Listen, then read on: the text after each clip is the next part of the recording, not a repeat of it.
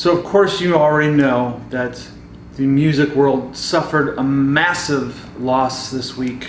Just 2 days ago, Edward Van Halen died of throat cancer. And if you know me, if you've watched any of my shows, you know that Van Halen just was a huge effect on my life. It's where it all started musically for me. You know, there's the guy right there. I'm having a hard time coming up with all the things that I want to say about this, but just gonna kind of wing it here. It's only been not even a full 2 days since I heard about it, and you know, such a big difference it made in my life, his music. When I was a kid, I wasn't really exposed to Black Sabbath, even Led Zeppelin I didn't really know much about, especially with my upbringing. I was familiar with Kiss, but more visually, and I was drawn to it, but I didn't really get to hear a lot of their music. It really wasn't until Van Halen that I got exposed to that kind of heavy rock and the beginnings of my obsession for heavy metal. It all started with Eddie. And of course, just talk about setting the bar high right off the bat, and just having my mind blown of what this guy could do with this instrument. So much of my my memories, just thoughts about the past that are tied to Van Halen. What an impression they made on myself as much as the rest of the world. Shit, even movies like Bill and Ted and Back to the Future and Better Off Dead with the Dancing Cheeseburger. I mean, Van Halen was huge, and Eddie himself, he kind of branched out. We all know that he did the solo on "Beat It," Michael Jackson's song. He even did one with LL Cool J. I hadn't even heard that till just a couple days ago. It's not a good song, but not on Eddie's fault. But thinking about my youth and even certain songs of Van Halen's that I would listen to so much on the album, I think my 1984 album, on the song Girl Gone Bad, there was a skip, a scratch in the record where it would skip and play one section over and over again. And to this day, when I hear that song, I anticipate that repetitiveness. That doesn't happen anymore, of course, on new versions of the album.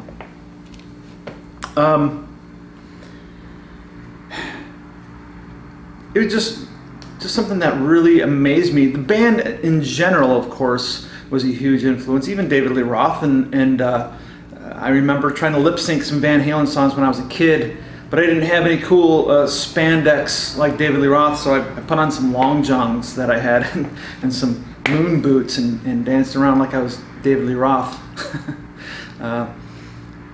Van Halen's music in general was all about feeling happy, and some of the videos that I've recently filmed for upcoming episodes on my channel, I've even talked about this.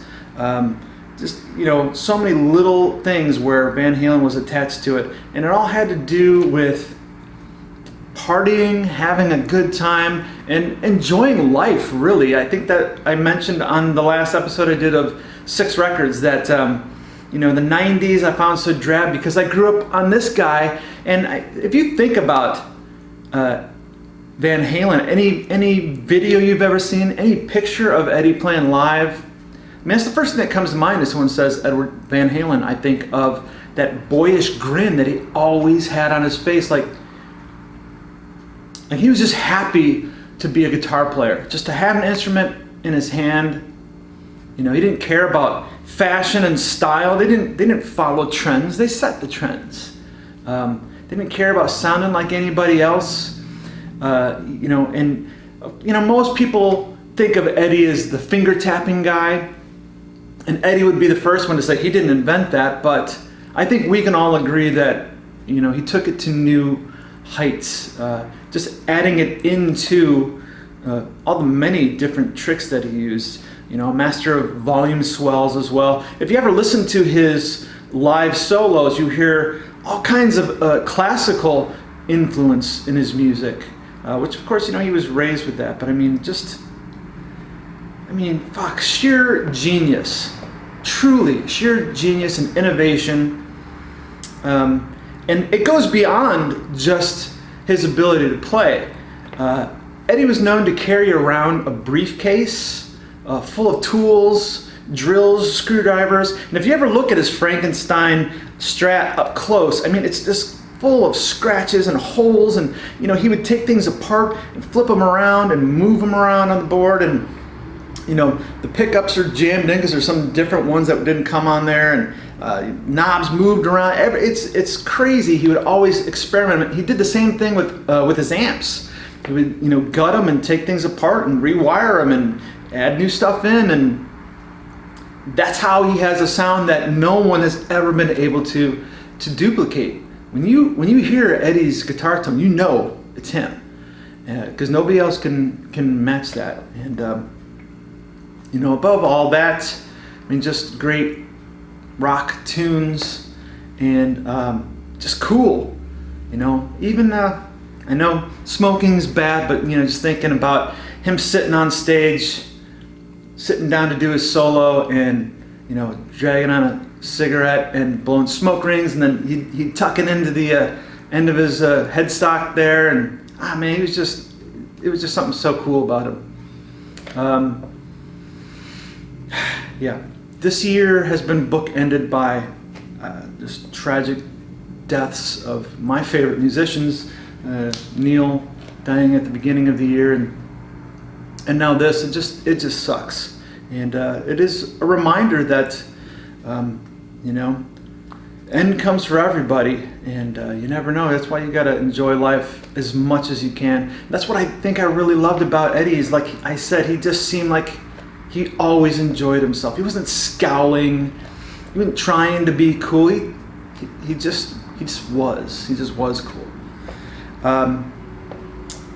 And I think guys like this, one thing you can say is that more than any other kind of people, these guys have come closest to immortality, in the sense that as their music lives on, part of them lives on. 100 years from now, it's not going to be that many people listening to Van Halen, just like we don't listen to music from 1920.